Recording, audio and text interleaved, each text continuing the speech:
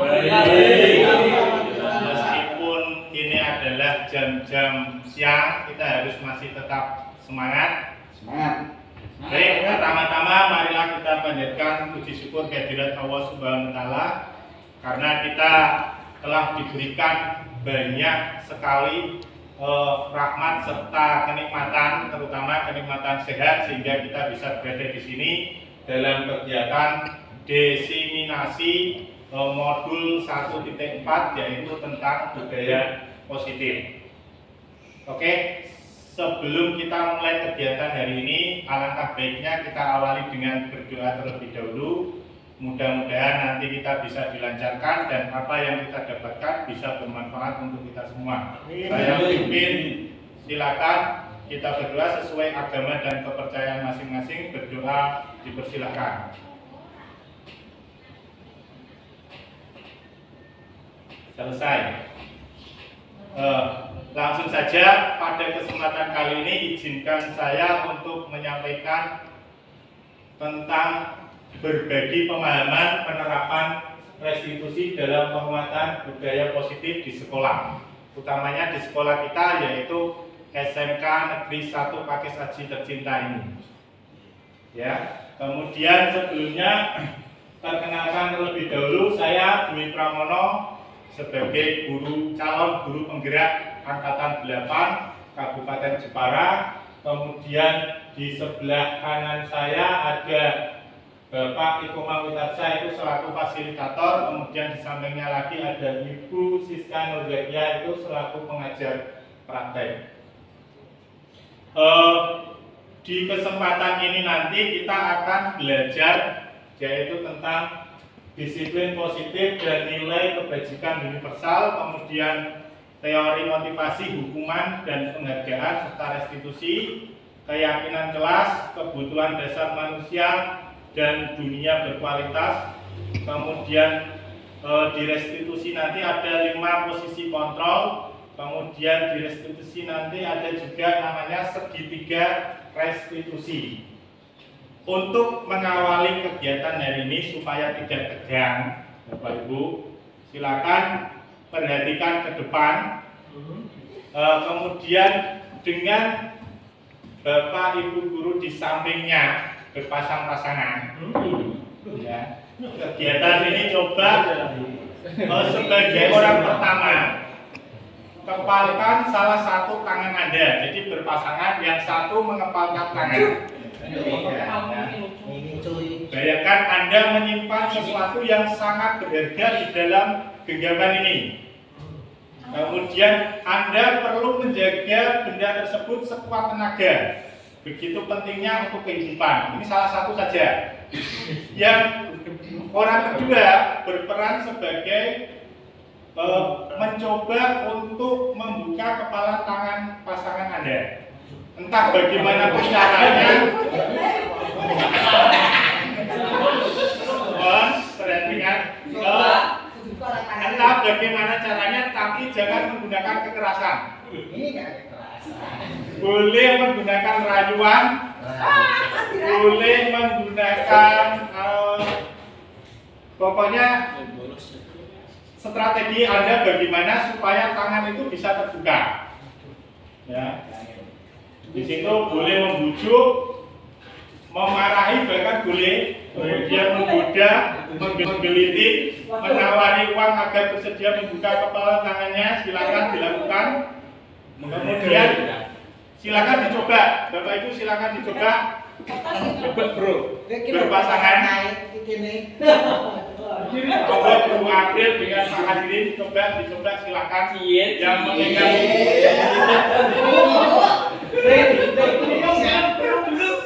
yang mengepal tangan siapa? Pak Hadirin. Coba Bu April coba kepalkan tangannya.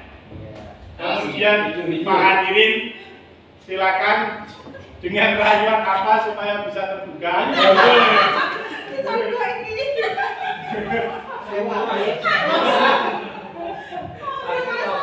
Saya beri waktu di sini 30 detik dari sekarang. Saya nggak masak Pak. Itu tambahin sama masak di sini.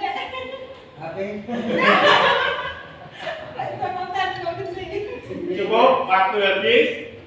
Ya, silakan kita berdiskusi dari yang sudah kita lakukan tadi. Apakah Anda atau teman membuka kepalan tangannya tadi yang dilakukan Pak Hadirin berhasil atau tidak? Ya. Mengapa dan apa alasannya kok tidak bisa berhasil kira-kira? Berarti rayuannya kurang mau. Terus mini-mininya kurang. Terus dalam kegiatan ini sesungguhnya siapa yang memegang kendali atau kontrol untuk membuka atau menutup kepalan tangan?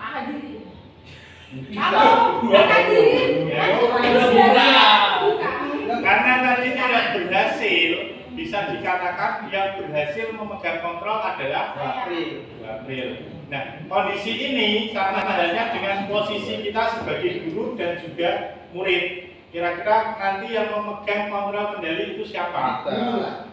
Ya. Harusnya adalah guru. Tapi kalau dalam suatu kejadian bisa saja kita malah justru kalah dengan kontrol dari siswa.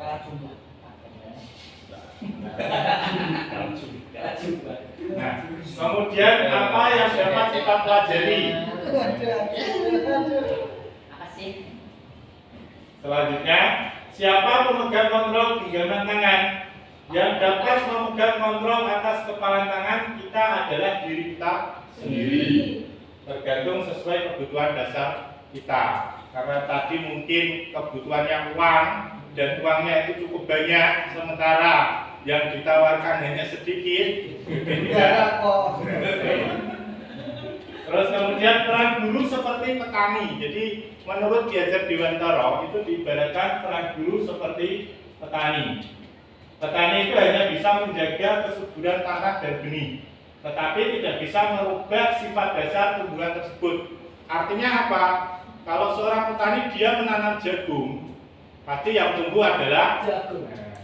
Seperti itu. Jadi sesuai dengan kodrat alam dan kodrat zaman. Itulah menurut Ki Hajar Dewantara.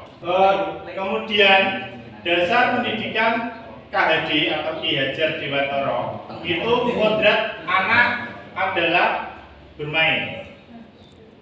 Bermain adalah salah satu kodrat anak. Pemikiran, kemauan, perasaan, kemudian kemauan, tenaga, atau cipta, rasa, karsa, karya, pekerti itu sudah ada pada diri anak. Permainan anak dapat menjadi bagian dalam pembelajaran di sekolah. Ya silakan Pak. Itu katanya SD, SMP, TK, berarti S2, SD kan juga anak mahasiswa Pak. Jadi di sini adalah yang dimaksud anak itu peserta didik atau murid. Jadi yang namanya murid itu berarti kalau di TK ya murid dengan gurunya, kalau di perguruan tinggi itu berarti mahasiswa dengan dosennya. Ini gambar anak bermain. Ya. Jadi kita bisa mengambil sikap atau memanfaatkan kodrat anak tadi yang dia adalah kodratnya bermain. Artinya kita bisa mencari hal-hal yang paling disukai. Contoh misalnya di gambar di depan bisa kita lihat di situ siswa memanfaatkan HP ya untuk eksplorasi materi. Kemudian di gambar kedua di situ ada anak sedang mengerjakan soal. Nah, ini termasuk bagian dari diferensiasi konten. Jadi kira-kira yang menjadi anak tertarik itu apa? Kita bisa inovasi, kita bisa gunakan untuk pembelajaran. Baik, kita sampai di materi selanjutnya yaitu tentang disiplin positif dan nilai-nilai kebajikan. Menurut Bapak dan Ibu, apakah Bapak dan Ibu setuju jika hukuman dapat mendisiplinkan anak? Pak Adi setuju atau tidak? Setuju. Oke, kita lanjutkan. Kemudian pemberian hukuman dengan hal positif seperti membaca, kemudian membersihkan halaman, misal mencuci gelas yang kotor, itu kira-kira dapat meningkatkan disiplin anak atau tidak? Pak Nawir mungkin bisa berpendapat. Bisa lah. Bisa ya. Bisa. Ya, jadi dengan hukuman yang positif itu dapat meningkatkan disiplin anak. Kemudian yang pernyataan yang ketiga, memberi penghargaan dapat meningkatkan motivasi belajar anak. Setuju. Setuju Pak Yanu? Setuju, Pak. Alasannya Pak Yanu bisa dijelaskan? Kan memberi Apresiasi. Nah, dia itu senang. Oke, sementara kita tabung dulu jawabannya, kita lihat di materi selanjutnya. Ya. Makna kata disiplin. Ketika mendengar kata disiplin, apa yang terbayang di benak Bapak Ibu? Tepat waktu, taat aturan, taat asas lagi. Kata disiplin yang terbayang di benak Bapak Ibu apa? Tidak pernah terlambat. Nah, itu semua adalah bentuk atau bagian dari disiplin. Ya, ada tata tertib, kepatuhan pada aturan, hukuman. Nah, sekarang seperti yang disampaikan Pak Yanu, ya, dihukum oleh penghargaan. Memberi penghargaan tadi dikatakan itu bisa meningkatkan disiplin anak. Kadang-kala kita terkecoh pengaruh jangka pendek dan jangka panjang dari hukuman oleh penghargaan. Jadi penghargaan itu justru bisa memberikan hukuman. Di situ dijelaskan penghargaan efektif jika kita menginginkan seorang melakukan sesuatu yang kita inginkan dalam jangka waktu pendek. Jika kita menggunakan penghargaan lagi dan lagi, maka orang tersebut akan bergantung pada penghargaan yang kita berikan. Contoh misal suatu ketika kita memberikan soal kepada anak, dan setiap anak yang benar menjawab kita kasih hadiah uang 5.000 misalnya. Di kemudian hari maka akan ketergantungan, dia akan merasa ingin dapat imbalan terus. Kemudian jika kita mendapatkan penghargaan untuk melakukan sesuatu yang baik, maka selain kita senantiasa mengharap mendapatkan penghargaan tersebut lagi, kita pun menjadi tidak menyadari tindakan baik yang kita lakukan karena orientasinya hanya untuk mendapatkan hadiah atau penghargaan. Nah, kemudian dilanjutkan, penghargaan tidak efektif. Suatu penghargaan adalah suatu benda atau peristiwa yang diinginkan, yang dibuat dengan persyaratan. Hanya jika Anda melakukan hal ini, maka Anda akan mendapatkan penghargaan yang diinginkan. Jika mengharapkan suatu penghargaan tidak mendapatkannya, maka saya akan kecewa, saya akan berkecil hati, serta kemungkinan lain saya tidak akan berusaha sekeras sebelumnya karena saya merasa gagal. Nah ini, kemudian penghargaan merusak hubungan. Ini saya ambil contoh adalah pemberian peringkat. Ya, untuk peringkat kelas. Artinya apa? Untuk siswa-siswa yang kebetulan nilainya istilahnya berdekatan, ya, di situ akan ada persaingan. Persaingannya bisa saja menjadi persaingan yang tidak sehat. Atau mungkin seperti ini, ketika mengerjakan tugas ada seorang anak yang betul-betul tidak mau dimintai tolong oleh temannya yang kurang paham karena merasa dia ingin mendapatkan hasil terbaik. Artinya tidak ada kolaborasi antar siswa untuk mencapai hasil bersama. Tidak maju bersama tapi lebih mementingkan individu. Ini kelemahan hukuman oleh penghargaan.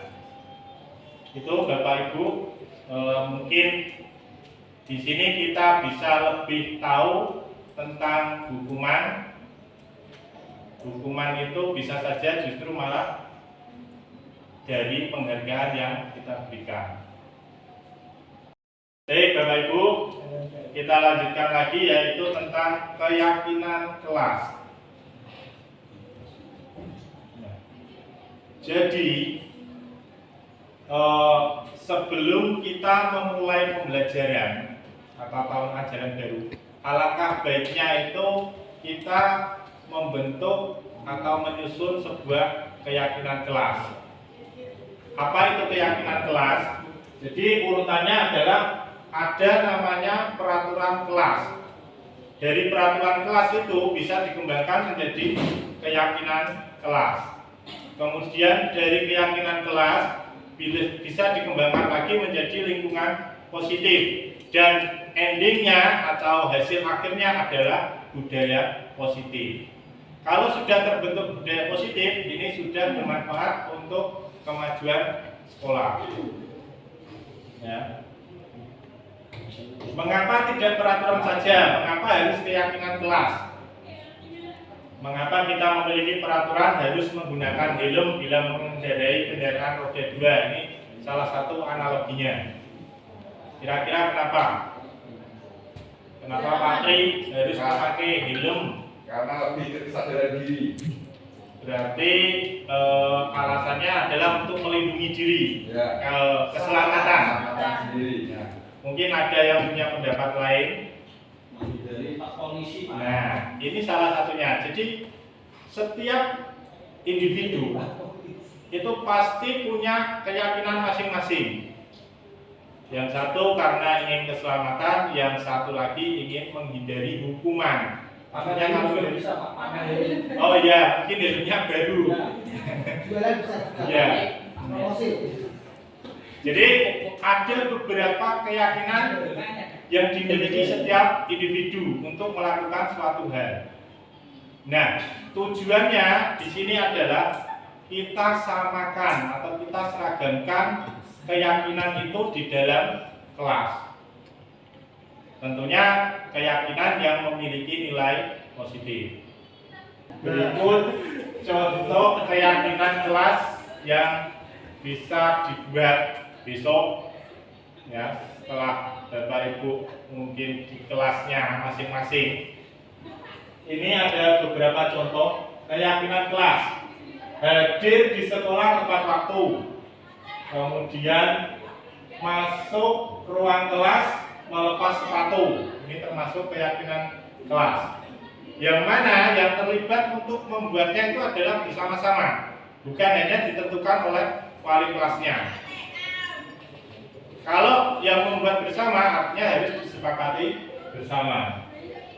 Kemudian di situ ada duduk pada kursi yang disediakan. Terus angkat tangan bila berpendapat, menghormati dan saling membantu. Setiap murid memiliki kesempatan sama untuk berpendapat. Ini salah satu keyakinan kelas.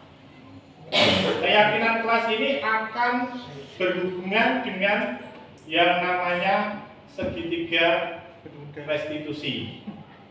Apa itu segitiga restitusi?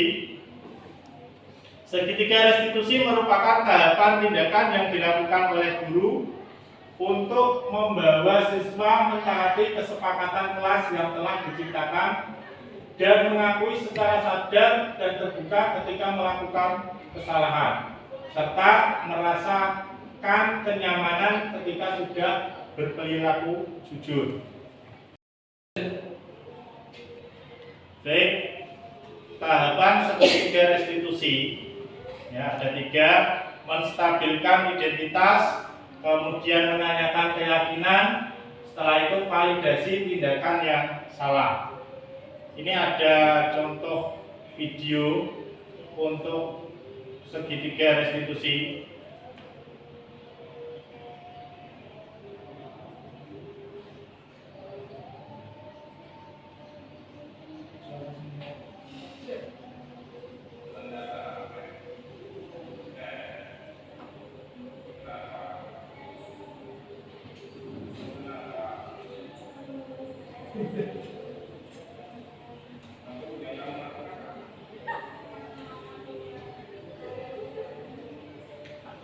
Validasi tindakan yang salah.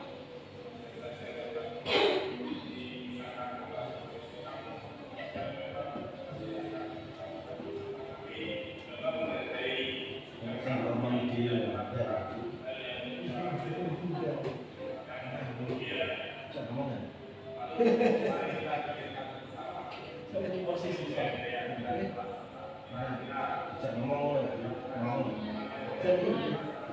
Nah, kemudian menanyakan keyakinan. Ini keyakinan kelas yang sudah disepakati.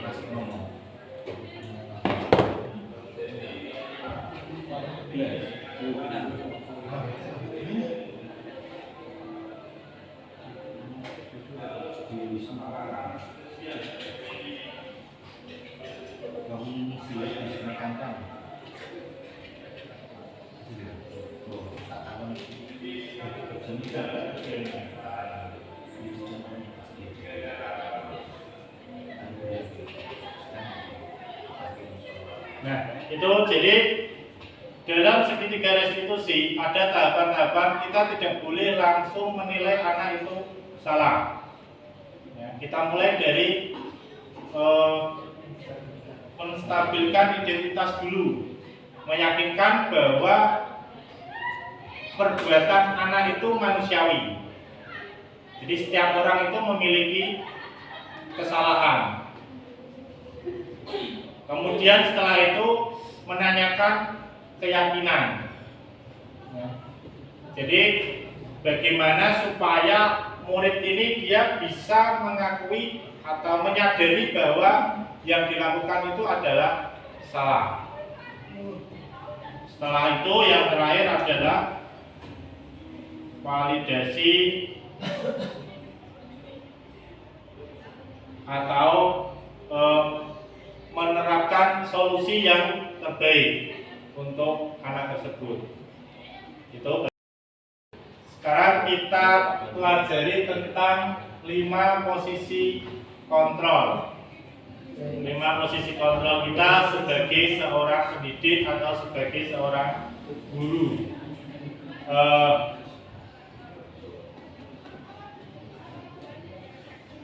Coba saya minta tolong Bapak Tri, Ya, siap. apa itu 5 posisi kontrol? 5 posisi kontrol, yang pertama penghukum, yang kedua pembuat rasa bersalah, ketiga sebagai teman, keempat pemantau, dan yang kelima manajer.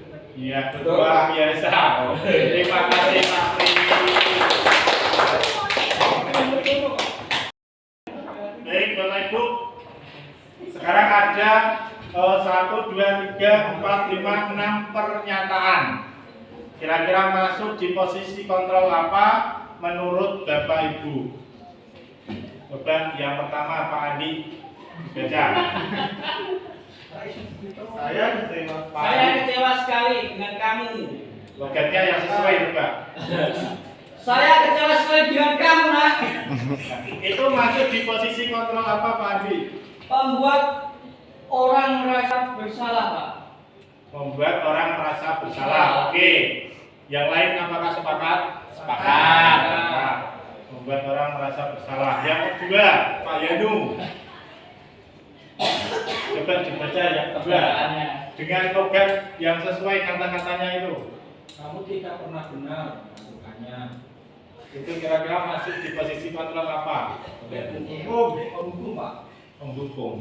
Jadi Pak Yanu ini termasuk guru yang lembut, yang mendukung saja, menyampaikannya lembut. Semut. Slogannya, Pak. Ya, oke. Kemudian yang ketiga Pak Nawir. Ayolah, apa demi ibu atau bapak?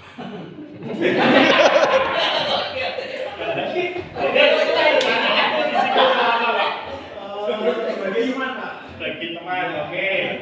Kemudian lanjut 2 April. Apakah kamu mau mendapatkan stiker bintang hari ini? Nah ini biasanya di TK ya, dapat stiker bintang. Ini masuk di posisi kontrol apa 2 April? Ini masuk pemantau, Pak. Pemantau. Ya, kemudian Pak Jenal, silakan. Bagaimana kita bisa menyelesaikan masalah ini? Ini masuk di posisi kontrol apa Pak Jenal? Manajer. Manajer. Terakhir Pak Putut, coba. Kamu selalu yang paling terakhir. Penghukum, Pak. Kita lihat ya kira-kira apakah Bapak Ibu jawab tadi sesuai atau tidak? Istimewa. Luar biasa.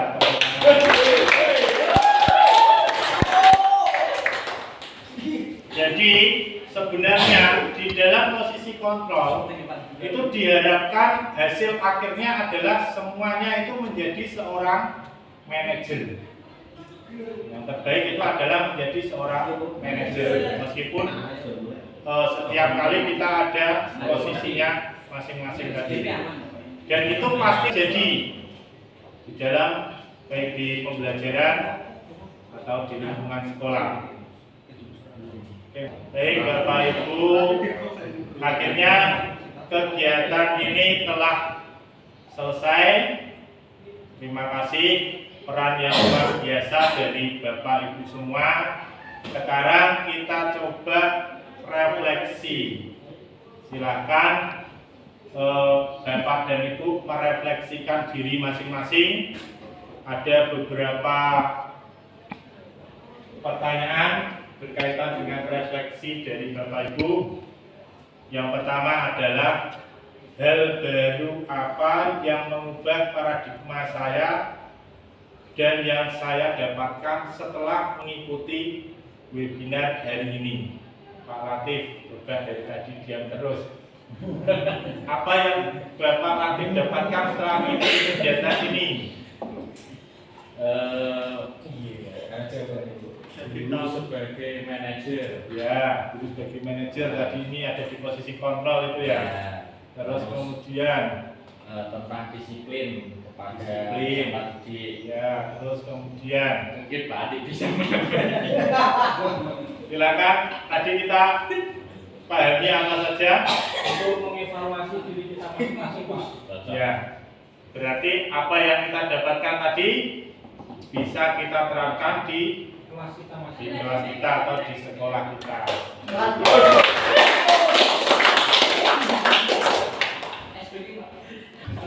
Kemudian refleksi kembali. Saya akan menjadi Among yang seperti apakah setelah mengikuti kegiatan ini? manajer. Adi, silakan.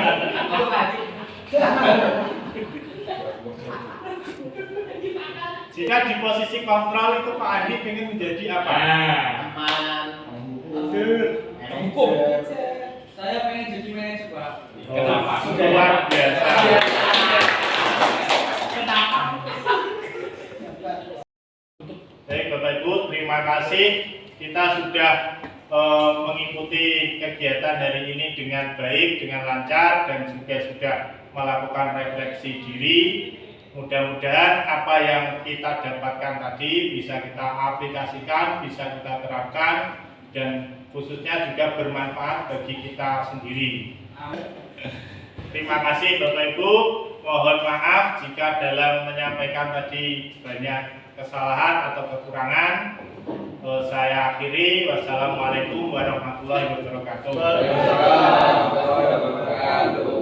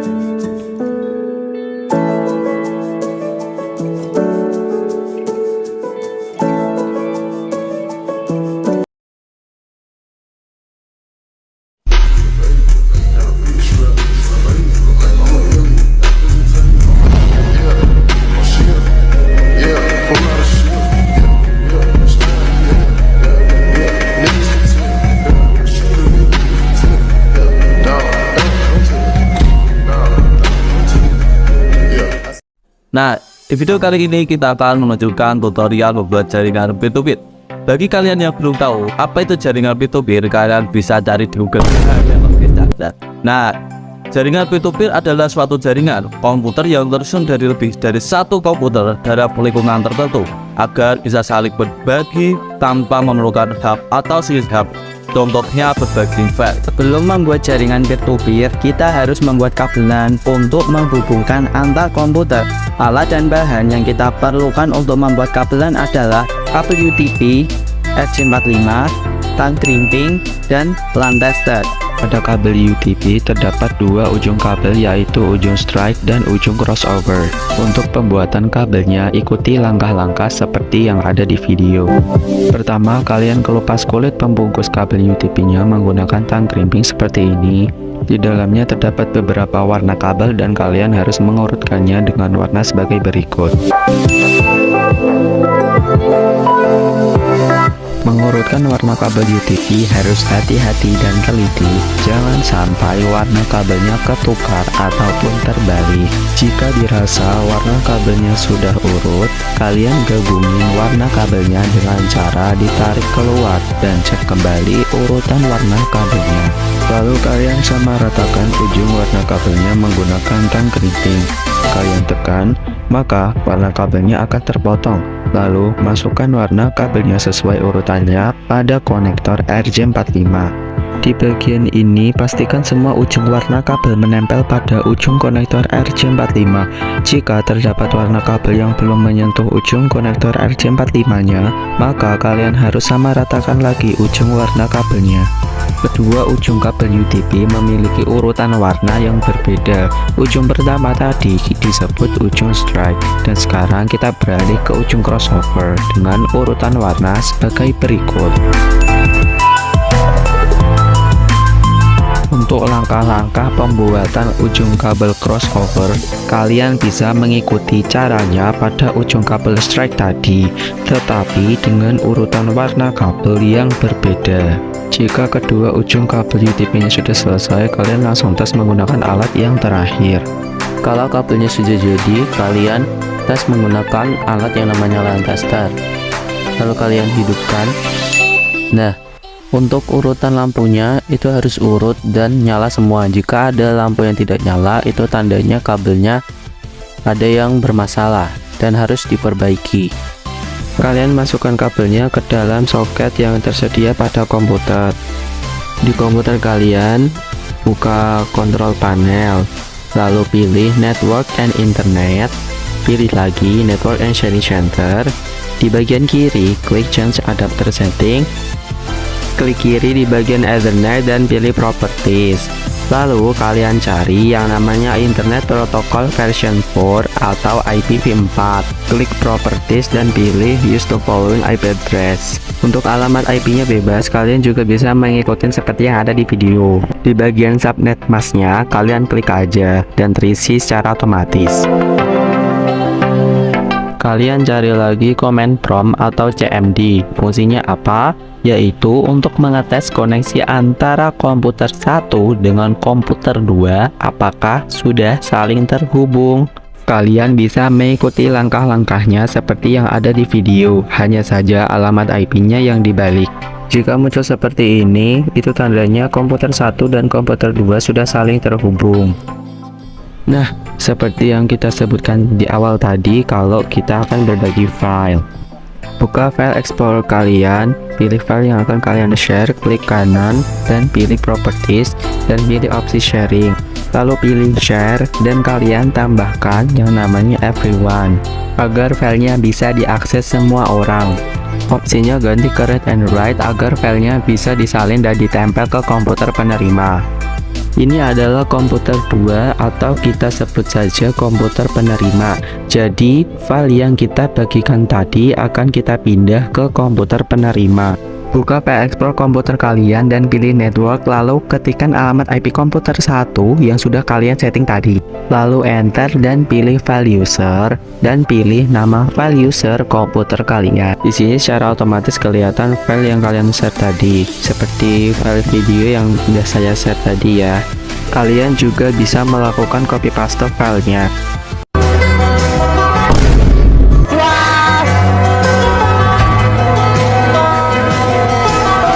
Jadi kurang lebih seperti itu penggunaan jaringan peer-to-peer pada video kali ini. Semoga kalian bisa memahaminya.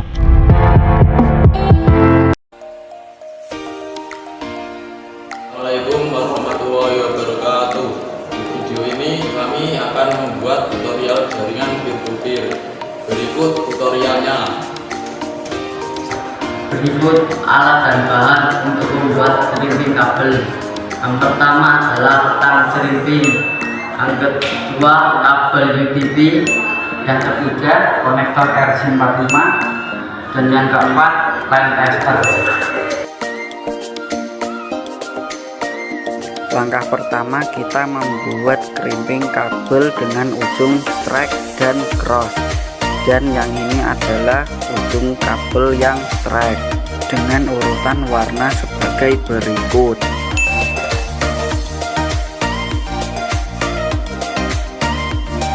Setelah membuat ujung kabel strike, selanjutnya kita membuat ujung kabel cross.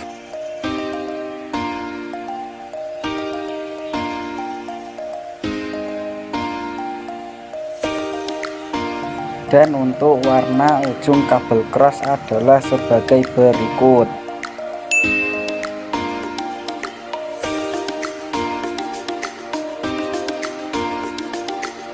Setelah mengkerimping kabel, selanjutnya kita mengetes urutan kabel agar dapat terkonek ke PC1 dan PC2. Untuk urutannya sebagai berikut.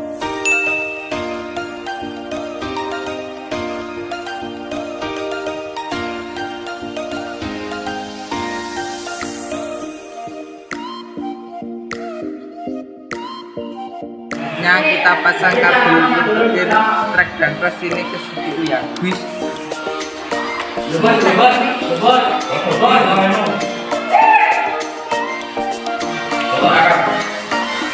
Yang kesatunya lagi.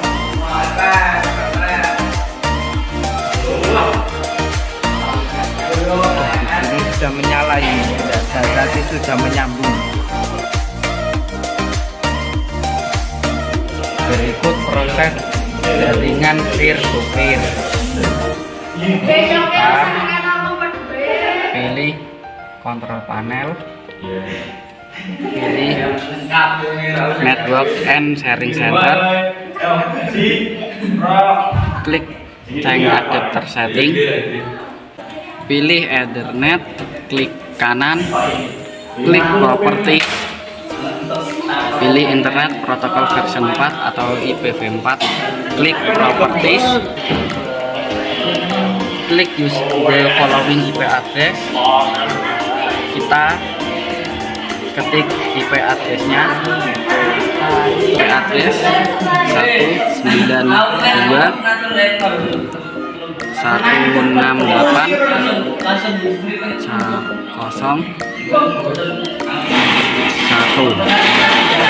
Klik subnet mask, klik OK,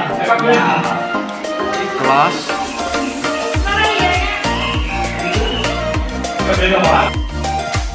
Untuk PC2 lakukan hal yang sama seperti di PC1, bedanya cuma di IP addressnya saja. Itu 192.168.0.2. Klik subnet mask, klik OK, close. Kita pergi ke CMD lagi. Ini ya, command prompt. Klik ping, spasi, klik IP address untuk PC2 yaitu 192.168.0.2. Klik enter. Nah, sudah terhubung guys. Sekian tutorial dari kami. Terima kasih. Wassalamualaikum warahmatullahi wabarakatuh.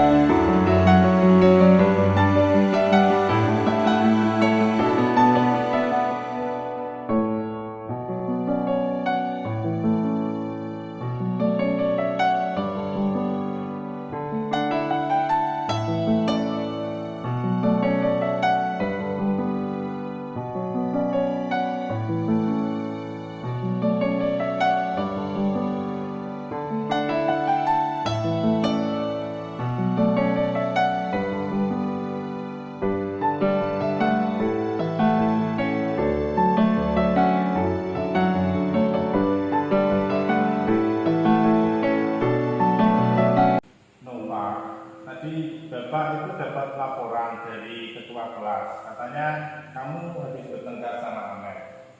Benar? Benar. Kenapa? Saya kesal dengan Amal. Kesel kenapa?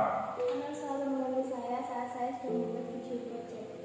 Lalu yang kamu lakukan apa? Saya marah-marah dan menarik kuping Amal hingga lepas. Oh begitu. Wajar saja kalau kamu marah. Jadi misalkan Bapak di posisi kamu pun juga Bapak pasti akan melakukan yang sama. Tapi Bapak menghargai sikap kamu yang tidak melakukan hal yang lebih parah dari itu, misalnya memukul dia. Lalu mari kita pikirkan bersama sesuai dengan keyakinan kelas kita. Kira-kira perbuatan kamu tadi melanggar keyakinan kelas atau tidak? Keyakinan kelas yang mana yang kita langgar? Saling menghormati dan menghargai sesama teman. Jadi menurut kamu keyakinan kelas untuk saling menghargai dan menghormati teman itu apakah penting? Lalu apakah kamu bersedia memperbaikinya? Apa yang bisa kamu lakukan untuk memperbaiki keyakinan kelas?